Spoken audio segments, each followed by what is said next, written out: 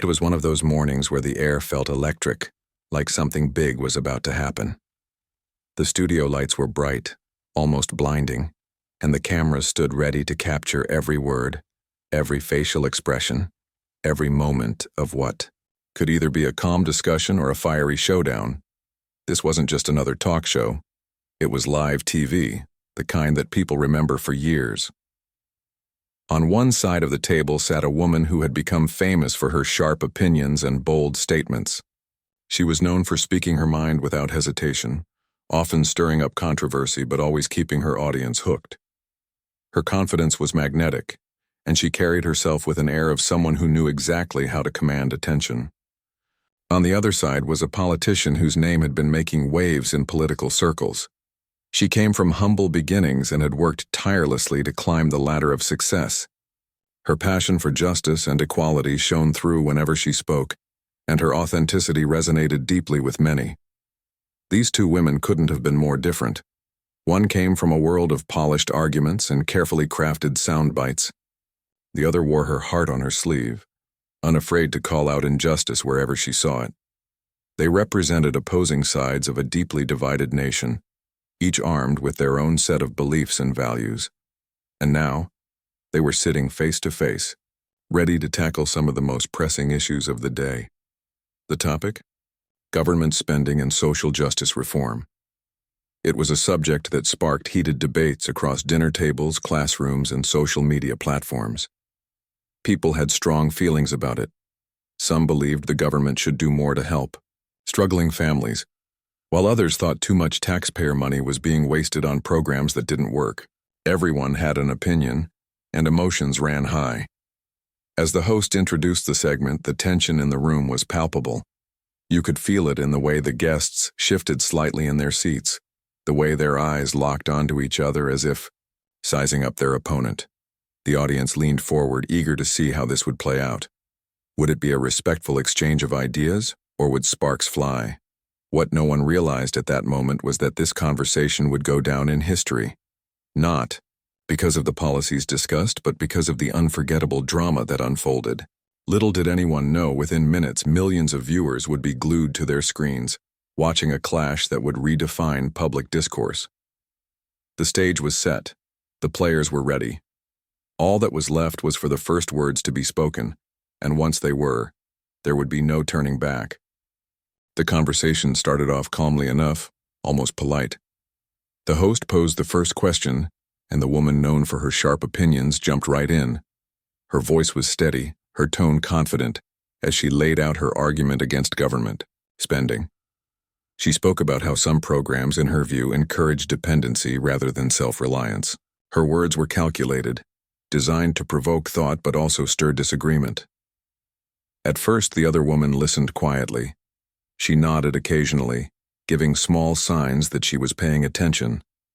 But as the critique continued, her expression changed. A flicker of frustration crossed her face, though she quickly masked it with a neutral smile.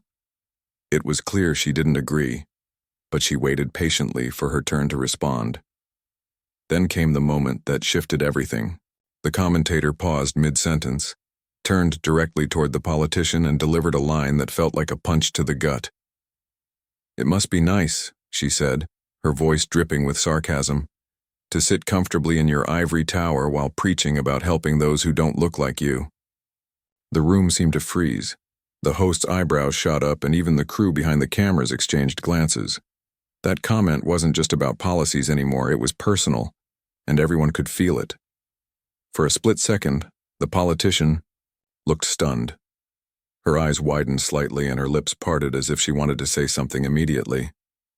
But then, almost imperceptibly, a smile began to form. It wasn't a warm or friendly smile. It was sharp, loaded with meaning. She leaned forward ever so slightly, her body language signaling that she wasn't going to let this slide. The audience held its breath. You could hear a pin drop. Everyone knew what was coming next. This wasn't just a debate anymore. It had become a clash of personalities, a battle of wills, and when the politician finally opened her mouth to respond, her words cut through the tension like a knife. "You know," she began, her voice calm but laced with steel, I grew up in a neighborhood where people worked 2 jobs just to keep food on the table. So forgive me if I don't take lectures from someone whose idea of struggle is having to wait 5 minutes for their latte." The room erupted. People clapped, cheered, and whistled. Some even stood up, unable to contain their excitement. Social media exploded within seconds. Clips of the exchange spread like wildfire, turning into memes, hashtags, and viral videos. Viewers couldn't get enough of it. They praised the politicians' quick thinking and razor-sharp response, calling it one of the greatest comebacks they'd ever seen. But the commentator wasn't done yet. Flustered but unwilling to back down, she tried to regain control of the narrative. She fired back with another critique, this time doubling down on her original argument. Yet, no matter what she said, it felt like she was playing catch-up. By the yell, momentum had shifted and there was no denying it. What made this moment so powerful wasn't just the words themselves. It was the emotion behind them. The politician's response resonated because it felt real. It wasn't rehearsed or polished. It came from a place of authenticity, and that's why it struck such a chord with so many people. As the segment continued, the energy in the room remained electric. Both women were fully engaged now, trading barbs and counter-arguments with increasing intensity. The host struggled to keep up, interjecting occasionally to steer the conversation back on track. But by then, it was clear that this wasn't just about government spending or social justice reform anymore. It had become something much bigger, a raw, unfiltered glimpse into the deep divides that exist not only in politics but in society as a whole. And while the audience may not have agreed on who was right or wrong, one thing was certain: they were witnessing history in the making. The room was buzzing. The politician's comeback had landed like a thunderclap, and the energy in the studio shifted completely. People were cheering, clapping, and even laughing at the sheer audacity of her response. It wasn't just clever, it was real. She hadn't thrown some rehearsed line or resorted to name-calling. Instead, she'd taken the jab aimed at her and turned it into a mirror, reflecting the disconnect between theory and reality. Her opponent, however, wasn't ready to step back. If anything, the commentator looked more determined than ever to regain the upper hand. Her face flushed slightly, but she leaned forward, gripping the edge of the table as if bracing herself for the next round. "Let's not lose sight of the real issue here," she said, her tone sharper now, almost defensive. "We're talking about accountability, not personal attacks." But the audience wasn't buying it. They could feel the shift in power. The politician's words had resonated deeply, not because they were polished or perfect, but because they felt genuine. And when you're up against someone who speaks from the heart, no amount of preparation can shield you from the truth. The politician didn't miss a beat. With a calmness that bordered on unnerving, she responded, "Accountability starts with understanding. You can't lecture people about hard work and sacrifice if you've never walked in their shoes." Her voice carried a weight that silenced the room again. For a moment, all you could hear was the faint hum of the studio lights above. She wasn't yelling or raising her voice. She didn't need to. Every word hit like a hammer, driving her point home. The commentator tried to pivot, attempting to steer the conversation back to policy. But every time she spoke, it felt like she was digging herself deeper. She brought up statistics, cited studies, and referenced experts, but none of it seemed to matter anymore. The audience wasn't interested in numbers or charts. They wanted authenticity, and the politician was delivering it in spades. As the segment wore on, the commentator's frustration became more apparent. She gestured emphatically, her voice rising slightly as she pushed back against the tide. "You're avoiding the facts," she insisted, pointing a finger across the table. "This isn't about me or you. It's about what's best for the country." But the politician wasn't fazed. She tilted her head slightly, her expression unreadable, and replied, "If we're really talking about what's best for the country, then let's talk about the people who keep this nation running. The teachers working overtime, the nurses pulling double shifts, the families struggling to make ends meet. Those are the voices we should be listening to, not the ones sitting comfortably behind desks." The audience erupted again, louder this time. Some viewers at home were on their feet, replaying the clip over and over. Social media was ablaze with reactions. People shared snippets of the exchange, adding their own commentary and memes. Late-night hosts couldn't stop talking about it, turning the moment into fodder for jokes and sketches. Even those who weren't paying attention before were suddenly tuning in, curious to see what all the fuss was about. Behind the scenes, the production team scrambled to keep things under control. The host, sensing the growing intensity, attempted to mediate. "Let's try to stay focused on the topic," he interjected, his voice tinged with nervousness. But it was clear that the ship had sailed. This wasn't just a debate anymore, it was a spectacle, a clash of ideologies played out in real time. What made this moment so captivating wasn't just the drama or the clever comebacks. It was the raw humanity on display. Both women were passionate, driven, and unapologetically themselves. They represented two very different perspectives, each rooted in deeply held beliefs.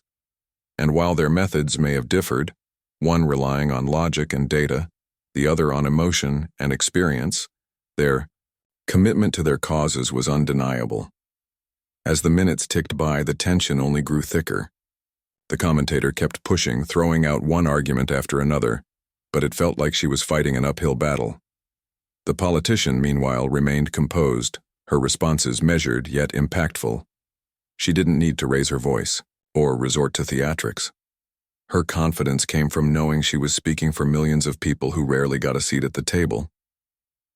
By the time the segment wrapped up, everyone knew they had witnessed something extraordinary.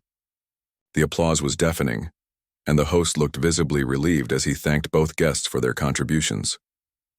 But the story was far from over. Clips of the exchange continued to circulate online, sparking debates and discussions across the globe. People dissected every word, analyzing what it meant not just for politics but for society as a whole. For the politician, this moment solidified her status as a force to be reckoned with. She wasn't just a representative of her party. She was a symbol of resilience, someone who refused to back down when faced with criticism or condescension. Her response became a rallying cry for anyone who had ever felt dismissed or underestimated. For the commentator, the aftermath was more complicated. While her supporters praised her courage and conviction, others criticized her approach as unnecessarily divisive. Some accused her of missing the bigger picture, while others defended her right to express her views. Either way, there was no denying that the encounter had left its mark. In the days that followed, the incident dominated headlines. News outlets replayed the footage, framing it as a defining moment in modern political discourse. Pundits weighed in, offering their takes on who won the debate. But beyond the noise and the analysis, one thing was clear. This wasn't just about two individuals hashing out their differences. It was about the broader struggle to find common ground in a world increasingly divided by ideology, privilege, and perspective. And as the dust began to settle, both women found themselves reflecting on what had happened. Neither had expected the confrontation to spiral the way it did, but both recognized its significance. Whether they liked it or not, they had become part of something much larger, a moment that would be remembered long after the cameras stopped rolling. As the dust began to settle from the heated exchange, the aftermath was anything but quiet. The moment had exploded far beyond the confines of the studio, spilling into living rooms, social media feeds, and even workplaces across the country. What started as a live TV debate had morphed into a national conversation, one that touched on issues far deeper than government spending or policy reform. It became a reflection of the broader divides in society: class, privilege, race, and perspective, all laid bare in front of millions of viewers. The commentator found herself at the center of a storm she hadn't fully anticipated. On one hand, her supporters rallied around her, praising her for standing her ground and refusing to back down. Conservative outlets framed her as a brave voice challenging the status quo, someone willing to speak uncomfortable truths no matter the backlash. They lauded her persistence, pointing out that passion often comes across as aggression when it's directed at certain groups. Her fans flooded social media with messages of encouragement, sharing memes and posts defending her stance. But not everyone was on her side. Critics were quick to pounce, accusing her of being out of touch and dismissive. For many, her comments about ivory towers struck a nerve because they seemed to undermine the struggles of people who didn't come from privilege. Some argued that her critique wasn't just about policy. It carried undertones of elitism that couldn't be ignored. Others pointed out how tone-deaf her arguments felt when juxtaposed against the lived experiences of those she was debating. Late-night comedians seized on the moment, turning her remarks into punchlines that drew laughter from audiences who saw them as emblematic of broader societal blind spots. Meanwhile, the politician became an overnight sensation. Clips of her response went viral, racking up millions of views within hours. People praised her poise, her wit, and most importantly, her authenticity. She didn't rely on theatrics or rehearsed lines. Instead, she spoke directly to the heart of the issue, using language that resonated with anyone who had ever felt overlooked or underestimated. Social media users shared her words like gospel, holding them up as proof that speaking truth to power could still move mountains. Her comeback, "Forgive me if I don't take lectures from someone whose idea of struggle is having to wait 5 minutes for their latte," became a rallying cry. Memes featuring the line popped up everywhere, from Instagram to TikTok, often accompanied by captions like, "When life gives you lemons, clap back harder." Supporters created hashtags celebrating her courage, and some even started petitions, demanding she be given more airtime to discuss her policies. Overnight, she transformed from a relatively unknown figure into a household name, a symbol of resilience and unapologetic honesty. Behind the scenes, both women faced challenges they hadn't expected. The commentator began receiving hate mail and nasty comments online, with some going so far as to send threats. Her team scrambled to mitigate the damage, issuing statements reminding people of the importance of respectful discourse. Internally, there were discussions about whether her approach had been too confrontational. Executives at her network debated whether they needed to soften her image or risk alienating moderate viewers. For the first time in her career, she found herself questioning whether her usual tactics were working, or if they were doing more harm than good. The politician, too, wasn't immune to the darker side of fame. While the overwhelming majority of feedback was positive, she also received a wave of criticism from opponents who accused her of playing the victim card. Some trolls targeted her personally, dredging up old photos and quotes in an attempt to discredit her. Security teams had to step in to monitor her online presence and ensure her safety. Despite the negativity, she remained unfazed, focusing instead on the opportunities this newfound attention brought. She used her platform to amplify the voices of marginalized communities, emphasizing the need for systemic change rather than individual blame. Amidst the chaos, something remarkable happened. People started talking, not just about the incident itself, but about the underlying issues it highlighted. Conversations erupted in offices, classrooms, and family dinners. Friends debated whether the commentator's critique had merit or if it missed the mark entirely.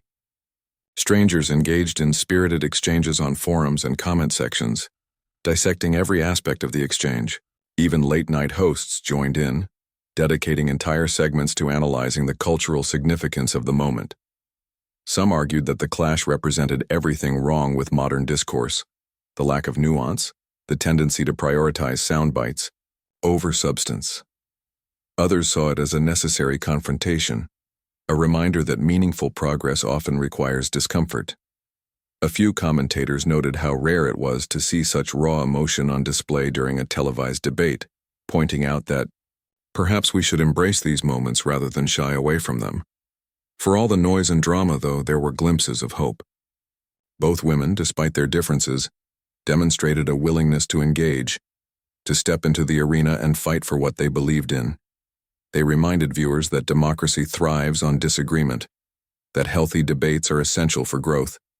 And while their methods may have differed, their passion was undeniable. As days turned into weeks, the frenzy began to die down. The clips stopped trending. The memes faded from view, and the hashtags disappeared from social media feeds. But the impact lingered. Teachers incorporated the moment into lesson plans, using it as a case study for effective communication.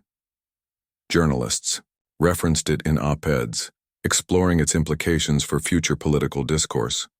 Even casual observers found themselves thinking twice about the way they approached disagreements, realizing that words carry weight and consequences. In the end, the fallout from the exchange served as a mirror, reflecting both the best and worst of human nature.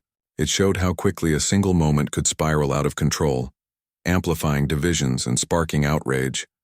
But it also revealed the power of authenticity, proving that when someone speaks from the heart, it can resonate deeply, even in a world saturated with noise.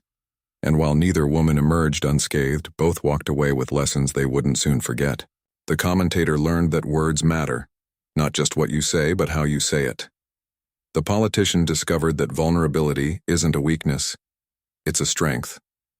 Together, they reminded us all that behind every argument, every debate, every clash of ideologies are real people trying to make sense of a complicated world.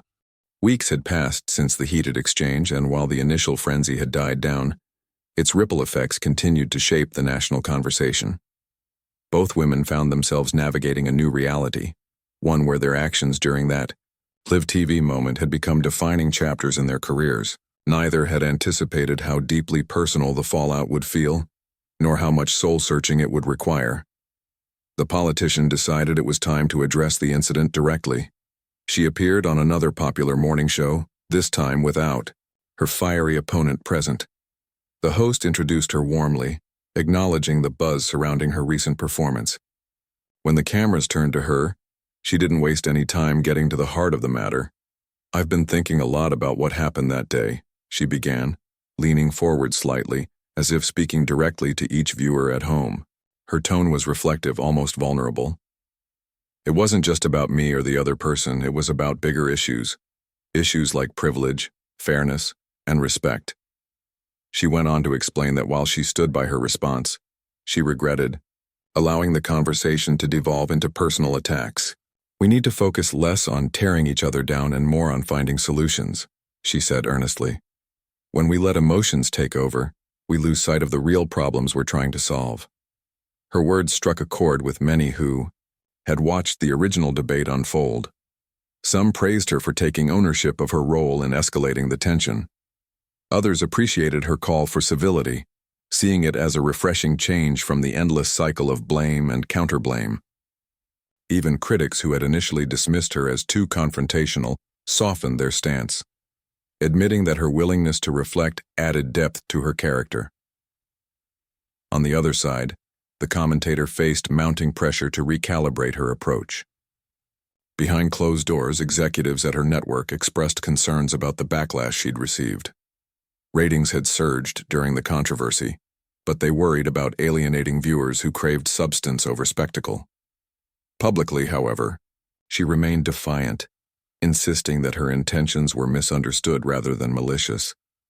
But privately, she knew something had to give. One evening, after hours spent scrolling through social media replies and reading articles dissecting her comments, she sat down at her laptop and started typing. What emerged was an op-ed piece that surprised even those closest to her. Published, under her name in a widely read newspaper, the article opened with an acknowledgement of the pain her words may have caused. "I never intended to offend anyone," she wrote. "But I understand now that my choice of language came across as dismissive, and for that I am sorry."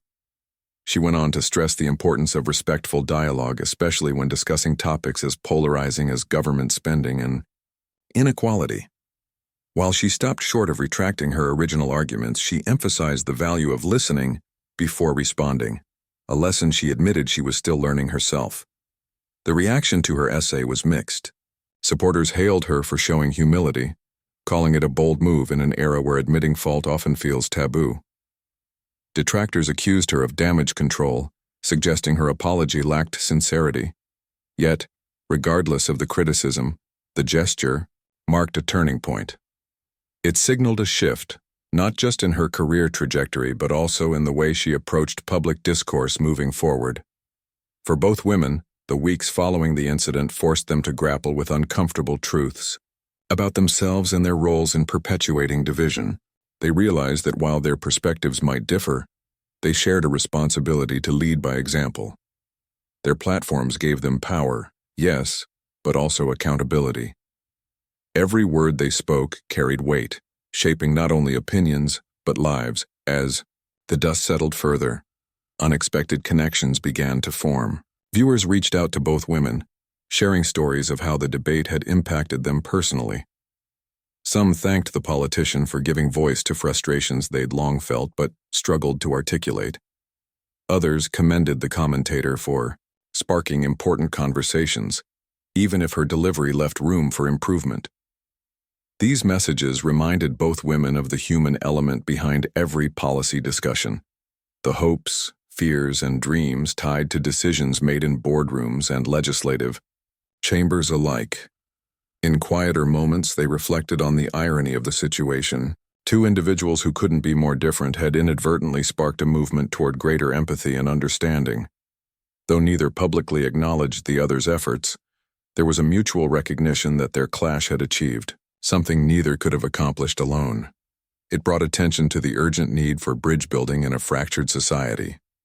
By the time autumn rolled around, the intensity of the moment had faded enough for both women to refocus on their respective missions. The politician leveraged her newfound visibility to champion legislation aimed at addressing economic disparities. Town halls, interviews, and community meetings became staples of her schedule as she worked tirelessly to turn outrage into action. The Q commentator, meanwhile, reinvented herself as a more measured voice within her party. She shifted her focus toward bipartisan initiatives, seeking common ground with unlikely allies. Critics noted that her transformation seemed calculated, but supporters argued that growth often requires stepping outside one's comfort zone. Whether driven by genuine reflection or strategic rebranding, her evolution resonated with audiences hungry for unity over division. Though their paths never crossed again, at least not publicly, their legacies intertwined in ways neither could have predicted. Clips of their infamous exchange continued to resurface, serving as reminders of both the dangers and possibilities inherent in passionate debate. Teachers used the moment as a case study in effective communication, urging students to consider how tone and intent influence outcomes. Journalists referenced it in analyses of political polarization, highlighting the fine line between constructive conflict and destructive discord. Ultimately, the aftermath of that live TV showdown underscored a universal truth: progress isn't linear. It's messy, complicated, and often painful. But it's also possible, even in the most unlikely circumstances. Both women entered the arena prepared to defend their beliefs, but they left having learned something far more valuable: the courage to listen, adapt, and grow. And in doing so, they inspired countless others to do the same. Months had passed since the heated exchange, but its impact lingered like an echo that refused to fade. The moment had become more than just a viral clip or a trending hashtag. It was now part of the cultural fabric, referenced in classrooms, late-night monologues, and even political campaigns. People couldn't stop talking about it because it encapsulated so much of what made modern discourse both thrilling and exhausting: passion, vulnerability, and the raw human desire to be heard. For the politician, the incident marked a turning point in her career. She became a symbol of resilience, someone who stood tall when challenged and spoke truth to power without flinching. Her comeback line, "Forgive me if I don't take lectures from someone whose idea of struggle is having to wait 5 minutes for their latte," was immortalized in memes, t-shirts, and even protest signs. It wasn't just clever, it resonated deeply with anyone who had ever felt dismissed or underestimated. She used this newfound platform wisely, channeling the energy from the debate into tangible action. Town halls packed with supporters became a regular sight as she traveled across the country, listening to stories of hardship and hope. In one particularly moving event, a single mother stood up and thanked her for giving voice to the frustrations of working families. "You said what we've been thinking but didn't know how to say," the woman told her. tears streaming down her face. Moments like these reminded her why she'd chosen public service in the first place, to make a difference no matter how small. Her legislative efforts gained momentum too. Bills addressing economic inequality and access to health care began gaining bipartisan support, fueled by her ability to connect with people on a personal level. Critics still questioned her methods, accusing her of grandstanding or playing to the cameras, but she brushed off the negativity. What mattered most to her was the progress she could see happening, not just in policy changes, but in the way people were starting to talk to each other. Conversations that once felt divisive began shifting toward understanding, however incremental. The commentator, meanwhile, found herself at a crossroads. While her initial response to the controversy had been defensive, her later op-ed signaled a willingness to change, an admission that growth often comes through discomfort. At first, skeptics dismissed her apology as insincere, a calculated move to salvage her reputation. But over time, her actions began backing up her words. She started appearing on panels alongside voices from across the aisle, engaging in discussions that prioritized solutions over sound bites. Her transformation wasn't seamless. Some segments still ended in heated exchanges, and old habits occasionally resurfaced. Yet there was a noticeable shift in her tone. Gone were the sharp jabs and dismissive remarks. Instead, she leaned into curiosity, asking questions rather than making declarations. Audiences noticed the difference, and while not everyone agreed with her views, many respected her effort to find common ground. One viewer wrote to her show, saying, "I don't always agree with you, but I appreciate that you're trying to listen now." As months turned into a year, the legacy of their clash continued to evolve. Clips of the original exchange popped up everywhere, from college classrooms analyzing persuasive communication to comedy sketches poking fun at political drama. Books were written dissecting the moment, exploring themes of privilege, authenticity, and the power of language. Even late-night hosts kept revisiting it, joking that it might go down as the greatest clapback in history. But beyond the jokes and analyses lay a deeper lesson: the importance of empathy in conversation. Both women had entered the arena prepared to defend their beliefs, but they left having learned something far more valuable: the courage to listen, adapt, and grow.